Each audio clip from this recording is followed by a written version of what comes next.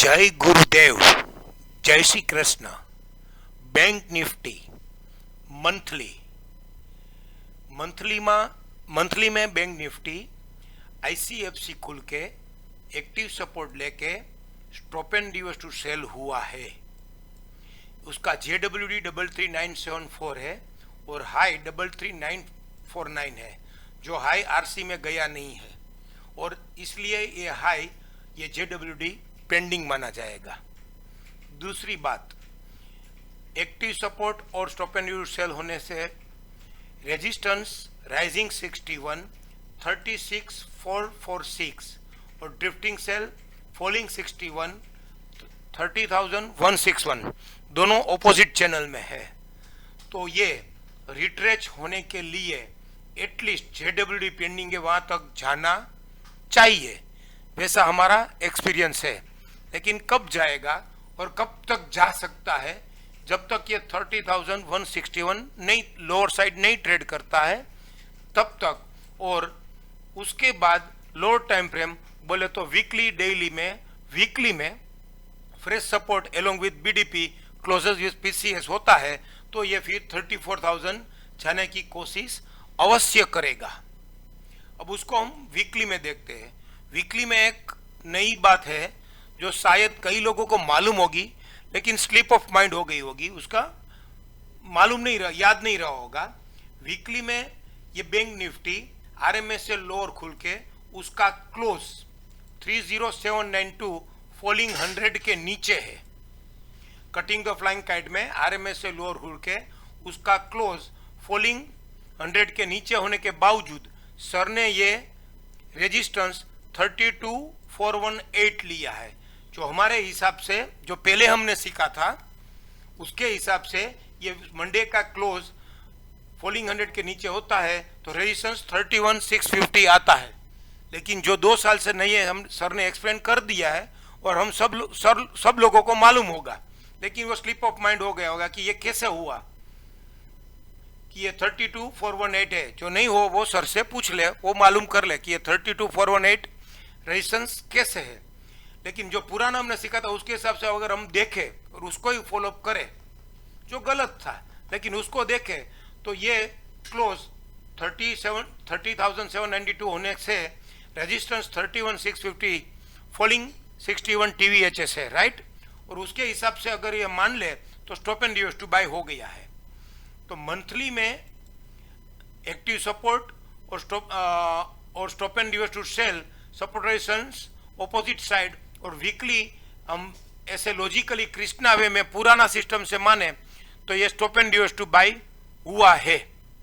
लेकिन नहीं हुआ ऐसा मानेंगे 32,418 से होगा तो ही हम मानेंगे कि ये फिर 33,760 तक 33,670 तक जा सकता है। BDP cutting the flying kite में बैठा है, इसलिए stop and reverse to buy होता है तो BDP तक जाने की कोशिश करेगा।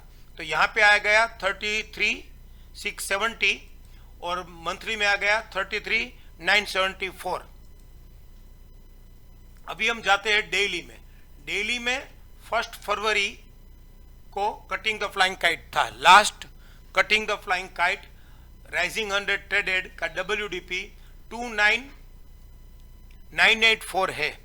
लेकिन उसके थोड़े दिन पहले ही उसने लो बनाया था, वो फॉल्स कन्वर्टेड स्ट्रॉन्ग बॉटम है और वो बहुत मायने रखता है, वो हम सब लोगों को मालूम है। तो 29,687 है, वो लो बनाए तो बहुत बढ़िया है। लेकिन वो लो नहीं बनाएगा या बनाएगा, वो हम आने वाले दिनों में मार्केट डेली में कैसे बिहेव करता है और अभी उसने क्या बिहेव किया है वो हम देखने की कोशिश करते हैं। ये नो ट्रेड जोन है, अप डाउन के हिसाब से ये नो ट्रेड जोन है, बरोबर है। और नो ट्रेड जोन में से ये फ्री जोन लोअर साइड अकर हुआ और free zone lower side justify हुआ, वो RMS से लोअर जोन से हुआ। और ये वीक बिलो जस्टिफाई भी RMS से लोअर जोन से हुआ।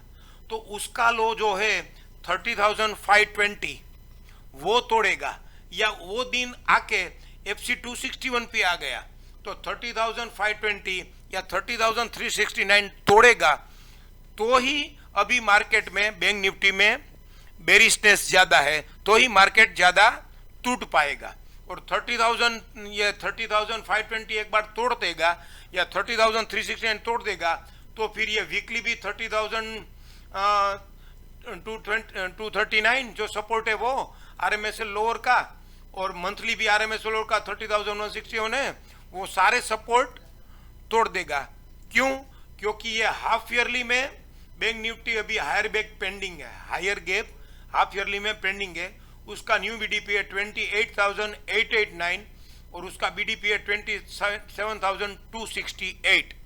लेकिन अभी ये मंथली में ऐसे एक्टिव सपोर्ट और stop and reverse to sell करके सपोर्ट रेजिस्टेंस ऑपोजिट साइड देके जेडब्ल्यूडी पेंडिंग देके, तो ये जो अभी बेरिशनेस आई है वो मेरे ख्याल से शायद जब तक ये 30,369 नहीं तोड़ता है तब तक ये मेरे ख्याल से बेयर ट्रैप है। और मार्केट बैंक निफ्टी आने वाले दिनों में जब तक ये 30,369 नहीं तोड़ता है तब तक ये 33,974 या ये 34,000 आने की कोशिश अवश्य कर सकता है। जय श्री कृष्ण, थैंक यू।